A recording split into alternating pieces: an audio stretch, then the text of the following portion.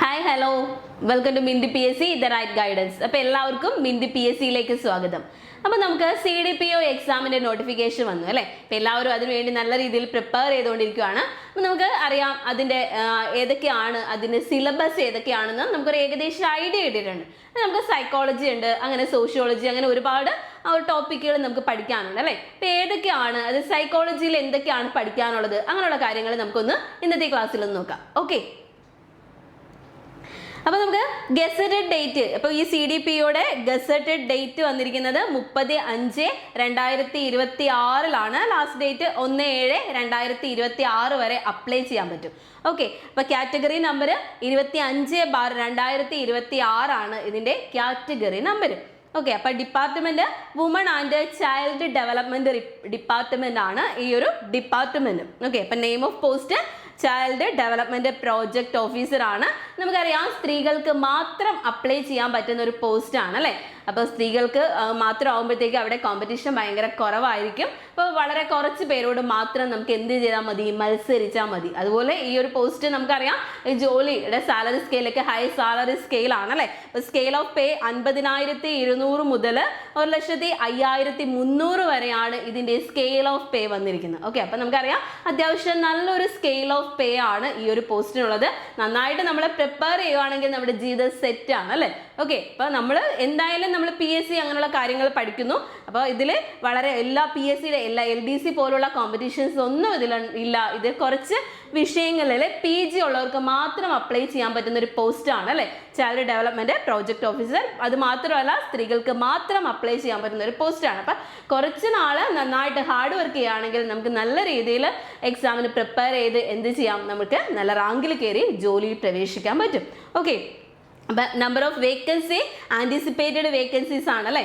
Okay, അപ്പോൾ ഈ age limit നമുക്കറിയാം 25 മുതൽ 45 വയസ്സ് വരെയാണ് ഇതിൻ്റെ ഏജ് ലിമിറ്റ്. അതിൽ എന്ന് മുതൽ എന്ന് വരെ ജനിച്ചവരാണെങ്കിൽ 2/1/1981, അതുപോലെ 1/1/2001, 1/1/2001 ആ ഒരു ടൈമിനുള്ളിൽ ജനിച്ചവർക്ക് ഒക്കെയാണ്. അതുപോലെ നമ്മുടെ SC ST അതുപോലെ OBC അങ്ങനെയുള്ള കാറ്റഗറിയിലുള്ളവർക്കാണെങ്കിൽ ഏജ് റിലാക്സേഷൻ, നിയമാനുസൃതമായ ഏജ് റിലാക്സേഷൻ ഉണ്ട്. ഓക്കെ, അപ്പോൾ ഇതിൽ ക്വാളിഫിക്കേഷൻ വന്നിരിക്കുന്നത് ഡിഗ്രി അല്ല, എന്താണ്, മാസ്റ്റേഴ്സ് ആണ് അല്ലേ. PG വേണം, master degree in home science. എല്ലാ PGക്കാർക്കും അപ്ലൈ ചെയ്യാൻ പറ്റാത്ത ഒരു പോസ്റ്റ് ആണ് അല്ലേ. ഹോം സയൻസിൽ PG ഉള്ളവർക്ക് അപ്ലൈ ചെയ്യാം. അതുപോലെ തന്നെ സോഷ്യൽ വർക്കിൽ PG ഉള്ളവർക്ക് അപ്ലൈ ചെയ്യാം. പിന്നെ സോഷ്യോളജിയിൽ പിന്നെ സൈക്കോളജി ഇത്രയിൽ PG ഉള്ളവർക്ക് അപ്ലൈ ചെയ്യാൻ പറ്റുന്ന പോസ്റ്റാണ്. അപ്പം ഇതിലൊക്കെ PG ഉള്ളവർക്ക് ഒരു സുവർണ അവസരമാണ്. ഒരുപാട് ആൾക്കാർക്കൊന്നും ഈ ഒരു വിഷയങ്ങളിൽ PG ഉണ്ടാവാറില്ല.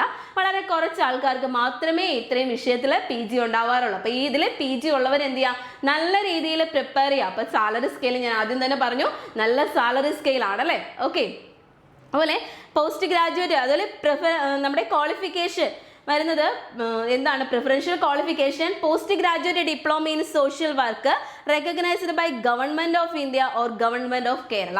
ഓക്കെ, അതിലെ നമ്മൾ നോക്കിയത് സൈക്കോളജിയുടെ കാര്യമാണ് അല്ലേ. സൈക്കോളജിക്ക് 25 മാർക്കിനുള്ള ക്വസ്റ്റ്യൻ ആണ് സൈക്കോളജിക്ക് വന്നിരിക്കുന്നത്. സൈക്കോളജി ആ ഒരു ഭാഗത്ത് നിന്ന് 25 മാർക്കിനുള്ള ക്വസ്റ്റ്യൻസ് അവർ ചോദിക്കുമെന്നാണ് പറഞ്ഞിരിക്കുന്നത്. അപ്പോൾ സൈക്കോളജി ഓൾറെഡി BEd പഠിക്കുമ്പോൾ നമ്മൾ സൈക്കോളജി പഠിക്കും അല്ലേ. പക്ഷേ ഇത് കുറച്ച് ആ ഒരു BEd ലെവലിലെ സൈക്കോളജി മാത്രമല്ല, കുറച്ച് ഡെപ്തിലുള്ള സൈക്കോളജി നമുക്ക് ഈ ഒരു വിഷയത്തിൽ ഈ ഒരു പോസ്റ്റിന് വേണ്ടി കുറച്ച് ഡെപ്തിൽ നമ്മൾ സൈക്കോളജി പഠിക്കണം. അപ്പം നമ്മൾ സൈക്കോളജിയിൽ ഏതൊക്കെ ഭാഗമാണ് ഇമ്പോർട്ടൻസ് കൊടുത്ത് പഠിക്കേണ്ടതെന്ന് നമുക്ക് നോക്കാം. ടോട്ടൽ സൈക്കോളജിക്ക് 25 മാർക്കിനാണ് സൈക്കോളജിയിൽ നിന്ന് ക്വസ്റ്റ്യൻസ് വരുന്നത്.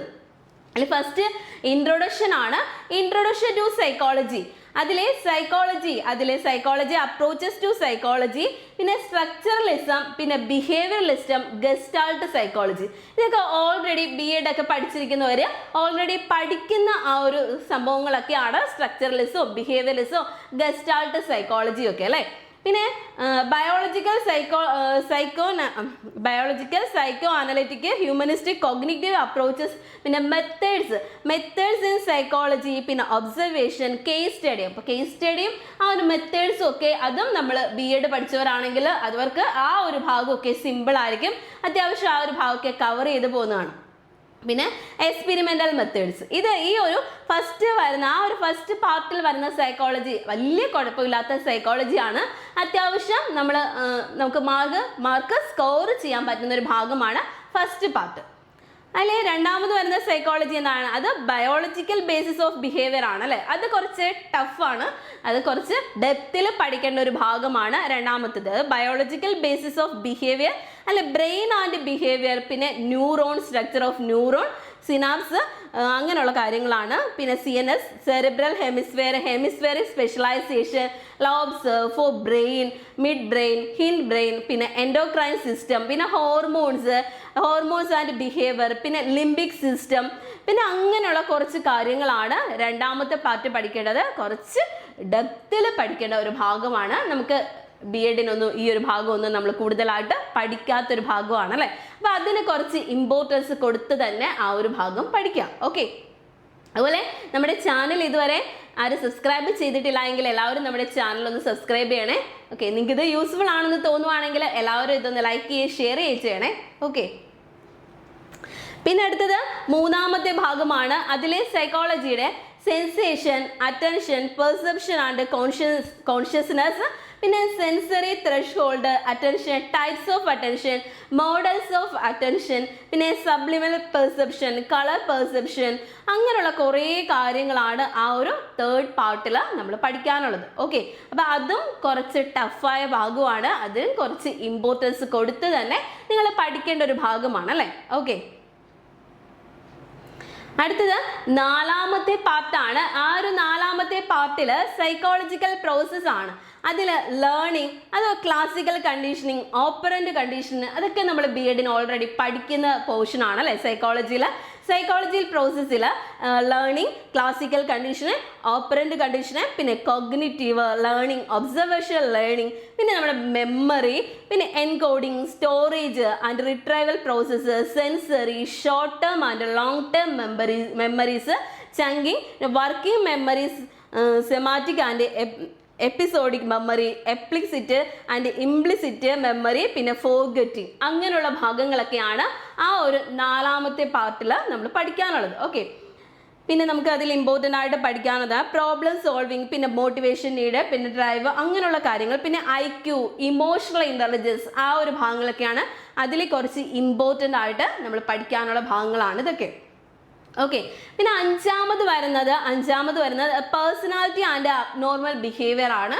അതും നമ്മൾ അത്യാവശ്യം പഠിച്ച ഭാഗമാണ് അല്ലേ. പേഴ്സണാലിറ്റി ആൻഡ് അബ്നോർമൽ ബിഹേവിയർ, അത് approaches to personality, major ideas of ഫ്രോയിഡിൻ്റെ തിയറിയാണ്. Freud theory, assessment of personality, self report and projective measures, DSM, ICD classification, normality, abnormality, പിന്നെ psychological disorders of childhood and adolescence, ഇതൊക്കെ നമ്മൾ already BEdന് പഠിക്കുന്നതാണ്. പിന്നെ ADHD, പിന്നെ conduct disorder, oppositional deficit disorder, anxiety disorders, mood disorders, അങ്ങനെയുള്ള കാര്യങ്ങളൊക്കെയാണ് ആ ഒരു അഞ്ചാമത്തെ പാർട്ടിൽ നമ്മൾ പഠിക്കാനുള്ളത്. അപ്പോൾ ഇത്രയും കാര്യങ്ങളാണ് സൈക്കോളജിയുമായിട്ട് ബന്ധപ്പെട്ട് നമുക്ക് പഠിക്കാനുള്ളത്. ഇത്രയും ഭാഗങ്ങളാണ്. 25 മാർക്കിനാണ് ഇത്രയും ഭാഗത്ത് നിന്ന് നമുക്ക് ക്വസ്റ്റ്യൻ വരുന്നത്. പിന്നെ നമുക്ക് ആറാമത്തെ ഒരു പാർട്ട് കൂടെ ഉണ്ട്, സോഷ്യൽ ആൻഡ് സൈക്കോളജിക്കൽ അല്ലെ. സോഷ്യൽ സൈക്കോളജി, സോഷ്യൽ പെർസെപ്ഷൻ, അതാണ് ആറാമത്തെ part. Social psychology, social perception, അല്ല attribution, impression, formation, social cognition, social influence, conformity, compliance, obedience, attitudes and behaviour, attitude formation, attitude change, prejudice and discrimination, pro-social behavior. ഇതാണ് ആറാമത്തെ പാർട്ടിൽ വരുന്ന ഭാഗം, സൈക്കോളജിയുടെ ആറാമത്തേതിൽ വരുന്നതാണ്. അപ്പോൾ ഇത്രയും കാര്യങ്ങളൊക്കെ നമ്മൾ സൈക്കോളജിയുമായിട്ട് ബന്ധപ്പെട്ട് പഠിക്കേണ്ടതാണ്. ഇപ്പം നിങ്ങൾക്ക് ഈ ഒരു സിലബസ് കണ്ടപ്പോൾ മനസ്സിലായിട്ടുണ്ടാവും, അത്യാവശ്യം നമുക്കറിയാത്ത കുറേ പോർഷൻസ് ഒക്കെ ഉള്ള ഒരു ഭാഗമാണ് ഈ സൈക്കോളജിയിൽ ഇതുള്ളത്. അപ്പോൾ സൈക്കോളജി PG ഉള്ളവർക്കാണെങ്കിൽ ഇത് കുഴപ്പമില്ല അല്ലേ, അവർക്ക് സിമ്പിളായിട്ട് ഈ ഒരു ഭാഗം കവർ ചെയ്ത് പോകാം. അല്ലാതെ ബാക്കിയുള്ള വിഷയത്തിൽ PG ഒക്കെ ഉള്ളവർക്കാണെങ്കിൽ ഇത് കുറച്ച് ഡിഫിക്കൽട്ട് ആയൊരു ഭാഗമാണ് സൈക്കോളജി പഠിച്ചു തുടങ്ങുവാണെങ്കിൽ ഈസിയാണ്, എന്നാലും അത് അറിയാൻ വയ്യാത്തവർക്ക് അത് സ്റ്റാർട്ട് ചെയ്യാൻ കുറച്ച് ഡിഫിക്കൽട്ട് ആയൊരു ഭാഗമാണ്. അപ്പം സൈക്കോളജിക്ക് അത്യാവശ്യം ഇമ്പോർട്ടൻസ് കണ്ട് കൊടുത്ത് പഠിക്കുക. കാരണം നമുക്ക് ക്വസ്റ്റ്യൻ ഒരുപാട് കൺഫ്യൂഷൻസ് വരും അല്ലേ, ഒരുപാട് കൺഫ്യൂഷൻസ് വരുന്നൊരു ഏരിയ ആണ് ഈ സൈക്കോളജി എന്ന് പറയുന്നത്. ഓക്കെ, അപ്പം അറിഞ്ഞ് മനസ്സിലാക്കി തിയറി പഠിക്കുവാണെങ്കിൽ ഏറ്റവും സിമ്പിളായിട്ട് കൈകാര്യം ചെയ്യുന്ന ഒരു വിഷയമാണ് സൈക്കോളജി. പക്ഷേ അറിയാൻ വയ്യ എങ്കിൽ നമ്മൾ ഓടിച്ചിട്ട് പെട്ടെന്ന് പരീക്ഷയുടെ ആ ഒരു മാസത്തിനുള്ളിലൊക്കെ നോക്കിയിട്ട് പോകാമെന്നൊക്കെ പറയുവാണെങ്കിൽ നമുക്ക് ആ 25 മാർക്കും നമ്മുടെ കയ്യിൽ നിന്ന് പോകും. അപ്പോൾ പഠിച്ചു തുടങ്ങുവാണെങ്കിൽ എല്ലാവരും എന്ത് ചെയ്യുക, ഇപ്പം മുതൽ ഈ CDPO ആ ഒരു പോസ്റ്റിന് അപ്ലൈ ചെയ്തിരിക്കുന്ന എല്ലാവരും എന്ത് ചെയ്യുക, ഇപ്പം മുതൽ നമ്മൾ ഈ ഒരു കോഴ്സിന് വേണ്ടിയിട്ട്, ഈ ഒരു എക്സാമിന് വേണ്ടിയിട്ട് എന്ത് ചെയ്യുക, എല്ലാവരും പ്രിപ്പയർ ചെയ്യുക. ഓക്കെ, നമ്മളിവിടെ മിൻറ്റ് PSCയിൽ ഇതിൻ്റെ ബാച്ച് CDPOയുടെ പുതിയ ബാച്ച് സ്റ്റാർട്ട് ചെയ്യുന്നുണ്ട്. നമ്മൾ സിലബസ് അനുസരിച്ചുള്ള നമ്മുടെ ഇതിൽ പറഞ്ഞിരിക്കുന്ന സൈക്കോളജി ആണെങ്കിലും സോഷ്യോളജി ആണെങ്കിലും എല്ലാം കവർ ചെയ്യുന്ന രീതിയിലായിരിക്കും നമ്മളിവിടെ ക്ലാസ്സുകൾ സ്റ്റാർട്ട് ചെയ്യുന്നത്. ഓക്കെ, അപ്പോൾ സിലബസ് മൊത്തം കവർ ചെയ്യും. അതുപോലെ തന്നെ ഇതിൻ്റെ എല്ലാം PDF നോട്ട്സ് അവൈലബിൾ ആണ്. നിങ്ങൾക്ക് പ്രിൻ്റ് എടുത്ത് സൂക്ഷിക്കാൻ പറ്റുന്ന PDF നോട്ട്സ് നമ്മുടെ കയ്യിൽ അവൈലബിൾ ആണ്. ഓക്കെ, അതുപോലെ തന്നെ ഒരു സ്പെഷ്യൽ മെൻറ്റർ ഉണ്ടാവും. അതുപോലെ തന്നെ നമ്മളെല്ലാം ലൈവ് ക്ലാസ്സുകളാണ് പ്രൊവൈഡ് ചെയ്യുന്നത്. അപ്പോൾ നിങ്ങൾക്ക് ഡൗട്ട്സ് എന്തെങ്കിലും ഉണ്ടെങ്കിൽ അപ്പോൾ തന്നെ ക്ലിയർ ചെയ്ത് പോകാം. അഥവാ നിങ്ങൾക്ക് ലൈവ് ക്ലാസ് അറ്റൻഡ് ചെയ്യാൻ പറ്റിയില്ലെങ്കിൽ ഇതിൻ്റെ റെക്കോർഡ് ക്ലാസ് നിങ്ങൾക്ക് അവൈലബിൾ ആയിരിക്കും. അതുപോലെ മെൻറ്റർ സപ്പോർട്ട് ഒക്കെ നിങ്ങൾക്ക് എന്താവും, എല്ലാം അവൈലബിൾ ആയ ഒരു കോഴ്സാണ്. അതുപോലെ എക്സാം, നമുക്കറിയാം എക്സാമുകൾ എഴുതി നോക്കിയെങ്കിൽ മാത്രമേ ആ ഒരു എക്സാം പാറ്റേൺ നമുക്ക് മനസ്സിലാവുള്ളൂ അല്ലേ. അതുകൊണ്ട് നിങ്ങളെ കൊണ്ട് കൂടുതൽ എക്സാം എഴുതി നോക്കിയാലും അങ്ങനെയുള്ള എല്ലാ പ്രോസസ്സും നമ്മളിവിടെ ചെയ്യുന്നതാണ്. ഇതിനുവേണ്ടി പ്രിപ്പയർ ചെയ്യുന്നവരുണ്ടെങ്കിൽ നമ്മുടെ കോഴ്സിൽ എല്ലാവരും ജോയിൻ ചെയ്യുക. അഥവാ നിങ്ങളുടെ ഫ്രണ്ട്സ് ആരെങ്കിലും ഉണ്ടെങ്കിൽ അവർക്ക് നമ്മുടെ കോഴ്സ് സജസ്റ്റ് ചെയ്ത് കൊടുക്കണേ. ഓക്കെ, ഇതിൽ ഞാൻ സൈക്കോളജിയിലെ ഒരു പ്രീവിയസ് ഇയറിൽ ഒരു ക്വസ്റ്റ്യൻ ഇട്ടിട്ടുണ്ട്. ഞാൻ വായിക്കാം. അക്കോർഡിംഗ് ടു സിഗ്മണ്ട് ഫ്രോയിഡ്, ഇത് psychosexual energy which stimulates the personality development is known as. Simple question ആണ്. അത്യാവശ്യം സൈക്കോളജി അറിയാവുന്നവർക്ക് ആൻസർ ചെയ്യാൻ പറ്റുന്ന ഒരു ക്വസ്റ്റ്യൻ ആണ്. അപ്പോൾ ഇതിൻ്റെ ആൻസർ ഞാൻ പറയുന്നില്ല. നിങ്ങൾ എല്ലാവരും അറിയാവുന്നവരാണെങ്കിൽ ഈ വീഡിയോയുടെ ഇടയിൽ ഒന്ന് കമൻറ്റ് ഇട്ടാൽ മതി. ഓക്കെ, ഇതിൽ ഇറോസ് ഉണ്ട്, താന്തോസ് ഉണ്ട്, ലിബിഡോ ഉണ്ട്, ഈഗോ ഉണ്ട്. ഇതിലേതാണ് according to Sigmund Freud the psychosexual energy which stimulates the personality development is known as? അപ്പോൾ ഇത് ആൻസർ അറിയാമെങ്കിൽ എല്ലാവരും ഒന്ന് കമൻറ്റ് ചെയ്യണേ. അതുപോലെ നമ്മുടെ ചാനൽ ഇതുവരെ ആരും സബ്സ്ക്രൈബ് ചെയ്തിട്ടില്ല എങ്കിൽ എല്ലാവരും നമ്മുടെ ചാനൽ ഒന്ന് സബ്സ്ക്രൈബ് ചെയ്യണേ. Okay, thank you.